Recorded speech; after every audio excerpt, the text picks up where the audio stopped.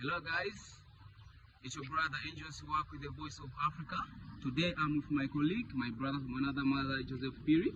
Our today's topic is concerned on why until now as Africans we do not teach our fellow Africans in our mother tongue, but rather we teach them in a foreign language. And the second question is why until now we haven't made foreign languages to be optional in our education system. So I'm just going to ask my colleague here, Joseph P, about his thoughts on what I just said. So Mr. Joseph P, what do you think we should do on why not making English, foreign languages optional for international communication, but rather we consider them to be compulsory? What's your thoughts about it?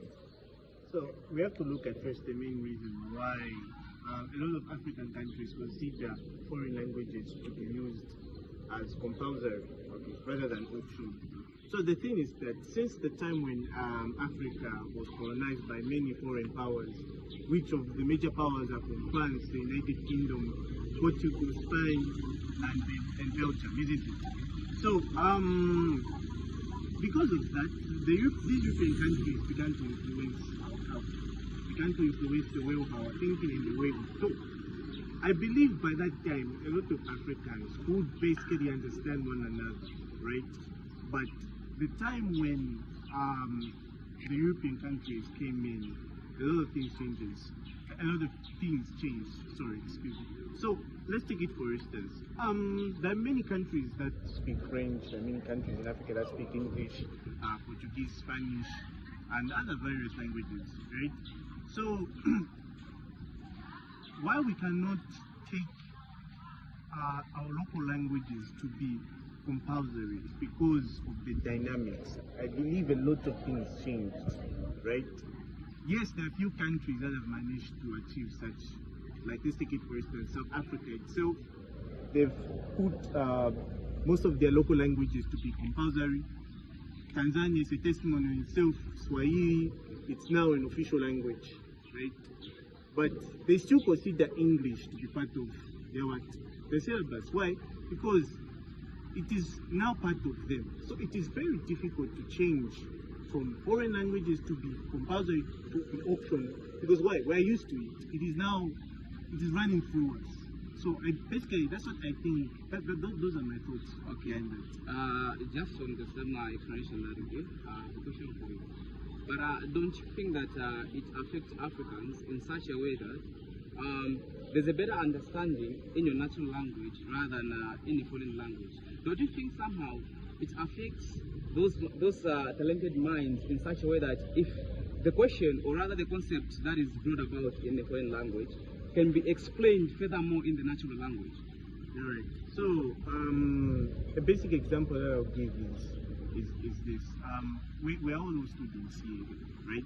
And basically we have to use English whenever we go into court and explaining the laws and principles of what every statute says, isn't it? So a normal person wouldn't understand what we say, right? Because we're using English, right? And yeah, we do understand that we're using English, and it's going to be very difficult for others to basically understand what we are saying, right? So I believe if we can find an alternative where we begin to translate all of these things, where at least local languages in Africa, right, should be very much considered to be compulsory, right? They should be compulsory. But as much as we understand, in a global stage, we still need to speak those foreign languages. Why? Because they won't even understand the mother tongue that we speak. You can't tell me that a white person will basically understand the Chinyanja that I'll be speaking. Because I'm very, very basic, isn't it? Yeah. So I like the point that you brought out concerning the law. We are all law students here. And the fact that we all know that the law is meant to guide and protect our citizens. But look at this view. Are we protecting and is the law protecting and guiding our citizens in such a way that somehow it's hindering them from the accessibility and understanding of the law, which requires interpretation from us? don't you think in such a manner we are somehow contributing in people out there in committing crimes? Because some of them, they don't have the clear understanding about the law, you get?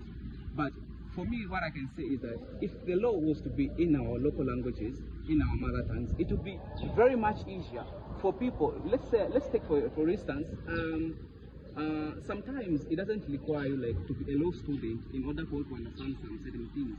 But Confucian came in such a way that your professionality is defined by English, because our laws are written in what? In English. But if it was easier out there, our laws to be written in our local languages, some of us, like some of the laws cannot be like required to be interpreted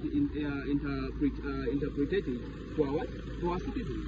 Don't you think somehow it's affecting our citizens? Because if we keep saying we keep using foreign languages of using our laws and our governance system, somehow we're hindering the transparency to our citizens.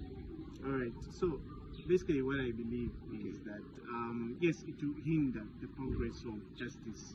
That's one thing that we need to understand. The language that we law students or lawyers basically use, it's kind of very difficult for even a layman to understand, right?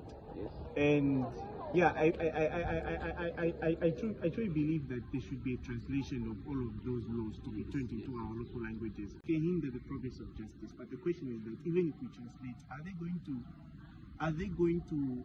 adhere to the laws, or are they just going to be ignorant? Because there are others who will put a deaf ear and a blind eye. So you believe they will remain ignorant? That's what you are saying. Nothing will change.